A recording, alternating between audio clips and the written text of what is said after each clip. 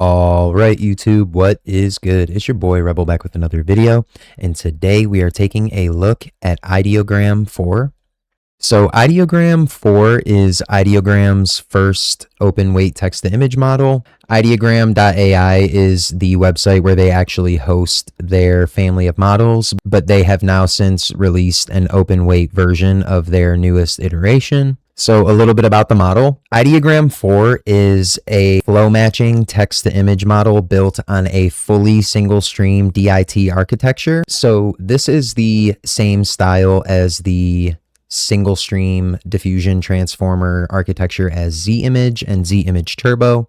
If you didn't know, the Z-Image family of models utilizes a single stream DIT architecture as well. And what this does is it not only unifies the text and image tokens to be processed through the same 34-layer transformer. Ideogram 4 utilizes a vision language model as the text encoder instead of a CLIP or T5 text-only encoder. So it's going to utilize the Qwen 3 VL8B instruct model, which is going to provide far richer understanding of visual concepts. It uses dual branch classifier free guidance, meaning CFG. This just means that it utilizes a separate model for the positive conditioning and the negative unconditional branches that helps the model independently refine and enable separate control over prompt adherence and image quality. And it also has a very flexible resolution, natively supporting anywhere from 256 by 256 to 2048 by 2048 with aspect ratios up to 6:1, meaning you can get those ultra wide banners or, dual screen wallpapers. And the model actually comes with a auto adjustment for the noise schedule per resolution that you choose. The model actually utilizes full JSON captioning. So it is trained entirely on JSON structure captions, meaning you have to use JSONs to get a proper output from the model. But what this does is it gives you far superior control over composition, style, lighting, color palette, topography, and spatial layout. The model delivers the best in class in-image text generation. So signage, logos, captions, watermarks, and multi-line text are going to have high fidelity. So I will provide an example for you to use in the workflow, but you want to specify color palette, you want to specify location of subjects, characters, text elements, and background regions, specifically with B-box coordinates, which provide better locational value for the model to understand where you want something placed in the image. And then you're going to use compositional deconstruction by using, per element descriptions, as opposed to throwing everything in a single paragraph. You're going to break every element down and describe it in the prompt. With that being said, the first thing you're going to need to do is go to the link in the description and head to my civitai page to download your models and text encoder and VAE. Now, you do need both of these models, the diffusion model and the unconditional diffusion model. They will run in separate nodes, so you need both of them, which are both NVFP4s. So they are scaled down to half the precision of the FP8, which were, I believe, 9 gigabytes. These are 5 and some change, I think like 5.8. And then you have a text encoder, which is an FP8, which is your, Qwen 3VL8B FP8 scaled. And I have provided the tiny VAE from Flux2 from the FAL repo. This is just smaller than the normal Flux2 VAE, and it just helps speed up the process a little bit better. So after you download your models, you can grab the workflow and punch it into Comfy, and it will look something like this. Now, this node here is just my status monitor that I use to count my steps. It's not going to be in the workflow when you get it, it's just here. So really quick, we will run down the workflow and then we will talk about the JSON prompting really quickly before I show you examples. So starting on the left here, we have the load diffusion models hosting the regular model and the unconditional model, which are feeding into their respectable CFG guiding nodes. You have your load clip node hosting your Qwen FP8 text encoder, and then you have your VAE node hosting the tiny VAE from Flux 2. Now over on the left here, I just have the differing Guff nodes set up and ready to go for when a contributor releases Guff nodes. Until then, they just have to sit here, and this is kind of the best we have to work with. Now, right here, we have our positive text encode. There is no negative text encode. It gets conditioned out with this 0 node. Here we have our empty Flux 2 latent node. Here we have our resolution selector and our quality selector. Now,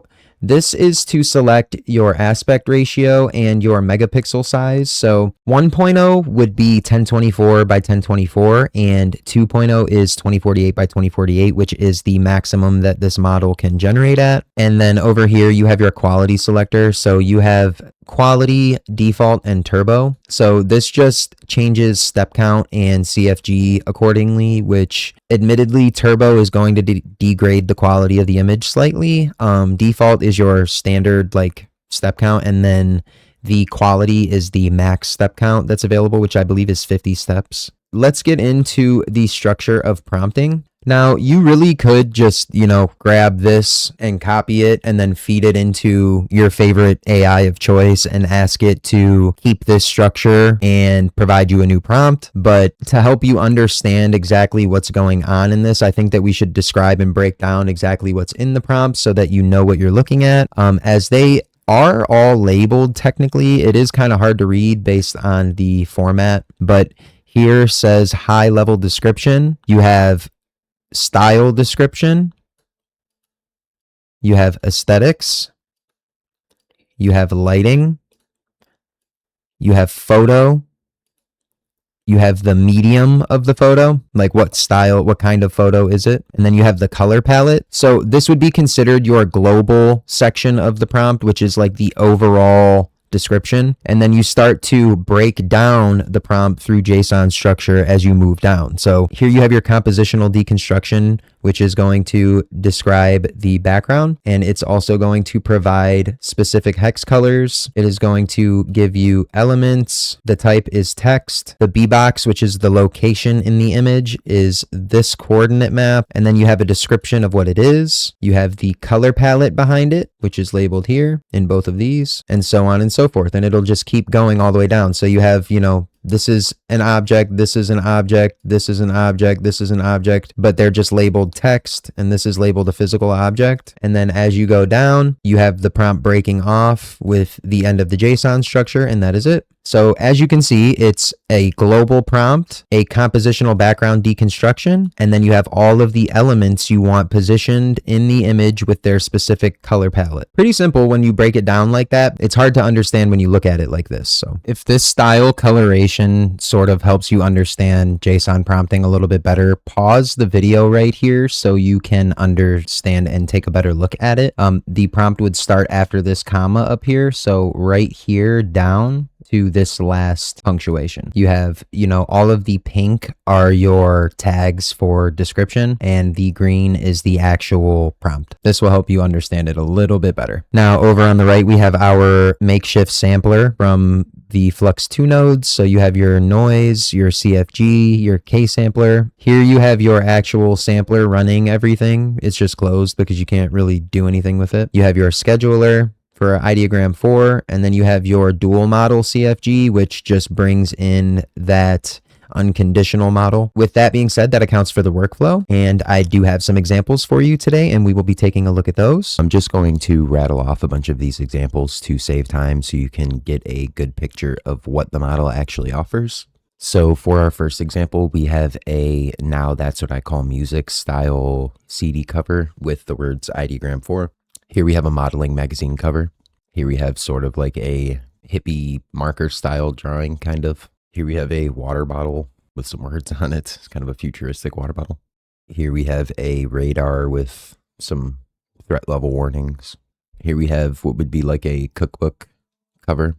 Here we have like a video game case cover, I guess. Here we have like a showcase for a cybernetic hand. Here we have like a zoom in of a amp for a guitar. Here we have sort of a regular image to test. This is a griffin, I believe. So half cat, half bird. Here we have an alien with a earth backdrop. The only thing you're going to notice about the images that lack text is this weird blurring effect that goes on. I can't explain what this is, but it's in every image that does not contain text. Here we have a woman making potions. Here we have a jellyfish in the dark. I don't know. Here we have another variation of that guitar amp. Here we have like a schematic for some kind of ship. Here we have a arcade scene with a Rebel AI arcade system. Now here is an example. I tried to throw a ton of text into the prompt to see if it would output what I gave it. It, of course, did not. This was way too much information. And again, here's another example of that just did not go well. Some of what I asked for is in here, but it's just destroyed amongst the other words. And then here we have a comparison of turbo to the default settings. So on the left here, you have the turbo running the 12 steps. And on the right here, you have the full scale settings running the 48 step count. Really not too much variance between the two, if I'm being honest. The full step count is just a little bit sharper and cleaner, a little bit more color scheme and diversity going on in the image. And so here is another comparison of the turbo on the left to the full step count on the right. As you can see, there are, slight differences as far as the actual image, but the text was completely corrected. So keep that in mind. And then here is another example of the turbo to full step count. Again, you'll notice the turbo step count does not correct text issues very well as compared to the clean output that the full step count gave me. So if you do not like having to actually utilize a third-party AI like Gemini or ChatGPT to build your prompts for you, the template workflow in the Comfy templates, when you update your Comfy to the latest update to get this model, inside the template is actually a JSON prompt builder built on the Gemma 4 E4B model. This is an FP8 scaled version of the model, and you can download this straight from Comfy, and this will actually build your prompts in the same manner that my prompt enhancer would. All right, guys, that's all I'm going to have for you today. Just wanted to get this model to you guys and let you know that it was active in Comfy now with the latest update. Ideogram has been a really good text-based image model for a while now, and to see it kind of make this big jump in quality for regular style imagery as well as, text-based imagery staying as strong as concurrent as it has been. So, and I also know that the native workflow that's in Comfy doesn't provide the NVFP4 models. I figured I would get these to you guys, in a separate workflow, and also the deconstructed workflow is just a little bit more fun to play around with. So, but if you enjoyed what you saw today, please consider subscribing to the channel and leaving me a comment on the video to let me know how I did. You can also like the video. It genuinely helps the channel tremendously. So go ahead and download these models, get this workflow running, and enjoy text-based image generation with Ideogram 4, boys. All right, thank you guys. Have a nice day. Bye.